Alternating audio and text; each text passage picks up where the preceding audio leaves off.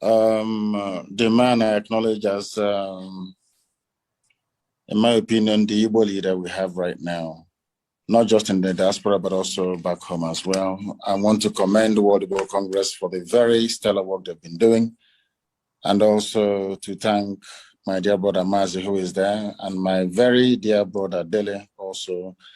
I've been following these proceedings intermittently for the past 4.5 hours or thereabout. I've been caught up in a few things. As you can imagine, a lot is happening back home. But there is something that this year's event has brought to light. It is the camaraderie and unity of purpose amongst the people of the South, and to an extent, those of us in the Middle Belt as well. And we must continue on this very plane until we all get what we are asking for. I have not come across any individual who is against freedom. Therefore, what we are asking for as a result of this very important occasion is that we must move forward together as one people, as an indivisible force, in order for us to demand what rightfully belongs to us, which is freedom. Today is a very critical day in the history of our people. We are remembering those who were slaughtered and massacred unjustly by the Nigerian government, and of course, by extension, the British government as well. We are remembering those who died as a result of the unofficial Third World War that took place in our land nearly 54 years ago. And as a result of that, this very day, as we renew this pledge every blessed year, we have sworn to forever remember these people. We must remember them because the Jews do the same. All over the world, people remember their dead. In Rwanda, the same thing happens. And I don't know why there is this, should I say, conspiracy of silence to try to sweep this very important event in our history under the carpet. We lost over 5 million people, the second worst genocide in the history of man, only second to the Jewish Holocaust in Europe. And for some inexplicable reason, the world have decided to keep silent over this very matter. But we are not going to keep silent, not at all. Not now, not tomorrow, not ever. We are going to vigorously and relentlessly pursue this very effort to recognize the genocide that was committed against Biafran people, without apologies to anyone. It is a very good thing that before we came on air, I think the Ebonyi State government have now rescinded the threats they issued to all those who were intending to stay at home tomorrow. That is also commendable. It is not very often that I commend people, but I must say that I also commend Governor Willie Obiano, which I don't do very often, for the very critical work that he did today by laying a wreath at the cenotaph that he built for those that fell, for those that made it possible for us to remain alive this very day. I must say this to our people, those who are living, that it is because of the sacrifice of those brave men and women that is the singular reason why we are not suffering the same fate as those of them from the Middle Belt, and to a very limited extent, those of our brothers and brethren from Ududuwa Republic. Why am I saying this? It is only in our land today that we do not have any significant presence of Fulani terrorist organizations in our bushes or in our forests. And why is that the case? Because our fathers taught us how to fight. They fought for Biafra, unaided, unassisted for over 3 years. We fought the two strongest major powers in the world as at that time, the USSR and Great Britain. Egypt fought against us. The OAU was against us with the exception of the likes of Julius Nyerere and Hufred Berne of Cote d'Ivoire. We suffered immeasurably. And now, like then, Israel was under attack and they couldn't provide any meaningful help. But we survived it. Not out of our own might, not out of our own power, we survived it because God Almighty in heaven was with us. And this generation have now come to complete the work that those of them of 67 to 1970 started. And we are not going to stop. I want the world to understand me very clearly. We are not going to stop. It doesn't matter what it takes. It doesn't matter how many lives they extinguish. It doesn't matter the genocidal tendencies they bring with them into our land. We are not going to stop. Everybody listening, everybody watching, everybody remotely interested in justice and peace must understand this. Our destination is freedom, and that very place we're heading to is Biafra. And nobody, no soul on this earth can stop us. Instead of Biafra not to come, we all perish. I want our adversaries, our enemies to understand this very, very clearly. We are not going to retreat, not one iota, not 1 inch, because Biafra must come. Because the hatred have continued to this very day.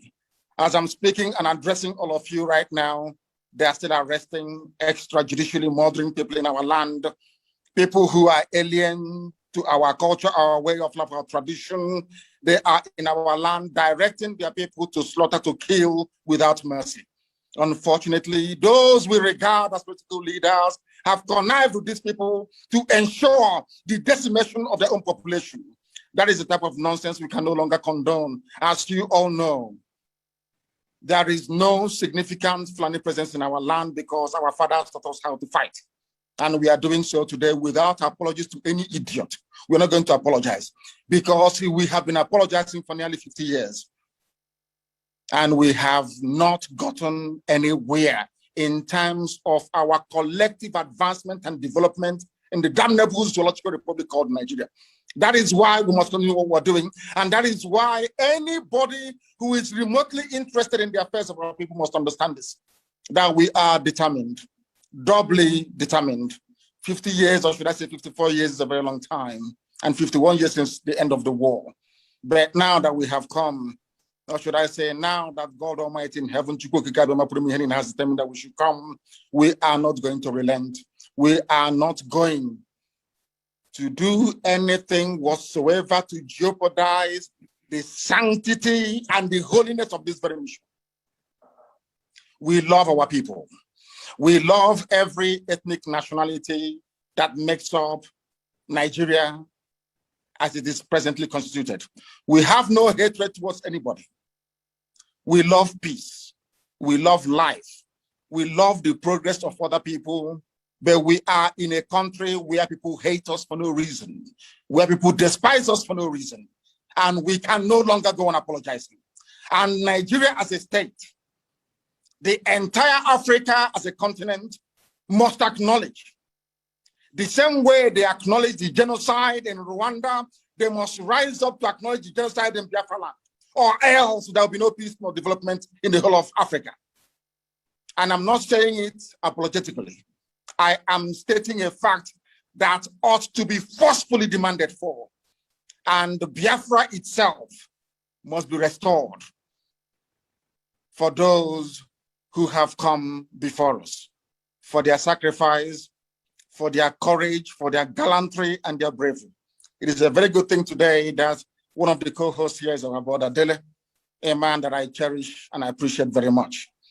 And also the very excellent work that Mazi is doing. But let us make this thing very, very clear. We are wronged by the Nigerian state, by every ethnic group in Nigeria. I know that my good friend and brother, Obadiah Mailafia, rang me and apologized a while ago for the role that they played in the massacre of Biafran people, the role that they played in aiding and abetting a very unlawful invasion of Biafra land, because all Ojukwu asked for was restructuring. The same thing we are arguing for today. Ojukwu went to Aburi to argue for restructuring. Ojukwu did not go to Aburi to declare any state of Biafra. He never went to Aburi to declare any war. Ojukwu went to Aburi so that all of us in Nigeria, including those from the Middle Belt, from the West, everywhere can have freedom. There's something we're asking for today. They twisted the narratives. They changed our history. They turned it upside down. They made us the villain. They tried to demonize our general, a man of peace, that went to Aburi in Accra to go and in Ghana to go and negotiate for peace. A peace that Britain prevailed upon go on, not to implement. But over the years, we've been taught that we are the aggressors. Such nonsense can no longer hold, it can no longer obtain. And that is why, as I said earlier, unapologetically, we are pursuing the freedom of Biafra. And nobody can stop us. Anybody on our path is going to fall, is going to die. Instead of Biafra not to come, every living organism in Nigeria will die, I swear to God Almighty in heaven, because we are not going back. It is a good thing today that some notable Nigerians are on this very platform discussing what transpired 54 years ago. Most have tweeted to say, may it not happen again. The only way to ensure that this will not happen again is the existence of a free, sovereign Biafran nation. That is the only panacea, nothing more, nothing less. Before we came here, Ladipo Market was on fire. These vandals and vagabonds are in our land killing people relentlessly. As I'm talking to you right now, they herded some people from Enugu to God knows where, maybe to go and kill them. And you have governors, you have political leaders, you have those who aspire to high office. They're all there. Nobody's talking, nobody's speaking, because they have a lot to benefit and to gain by us being Fulani slaves. Something that can no longer continue. Something we are not prepared to tolerate. That was something I said rather very fortuitously very many years ago. I said during one of my broadcasts on Radio Biafra that for Nigerians to understand that God is upset with them, that every tribe in Nigeria, every ethnic group in Nigeria will experience what we passed through during the Biafran War, that they too will also become refugees. And today, there are IDP camps everywhere. People that thought they were safe before now are fleeing their homes. The same thing that happened to us between 1967 and 1970. And that is why our appreciation and our thanks for those men and women that fought to keep us safe can never, ever, ever be overestimated. We will continue to appreciate them. We shall continue to honor them. And I thank all of, those who are non-Biafrans. I understand that some people who are Biafrans came on this very platform and trying to play the script of their masters. That same divide and rule by saying there is something called Southeast and South-South. All bunkum. I have said it many times on many forums, on many platforms, that everybody in the East, we are all one people. I don't understand why people are hung up about this divide and rule of Gowon. It was Gowon that created Cross River State. Gowon created River State. Not because he loves the people of the South, not at all, but because he wanted to divide us. And we must rise up. We must rise up to the game of these people and say no to them. Now that Yoruba and Igbo are one, do you see them trying to play that game anymore? Now that Biafra and Oduduwa are one and inseparable, bonded together in one, do you see them playing their stupid games?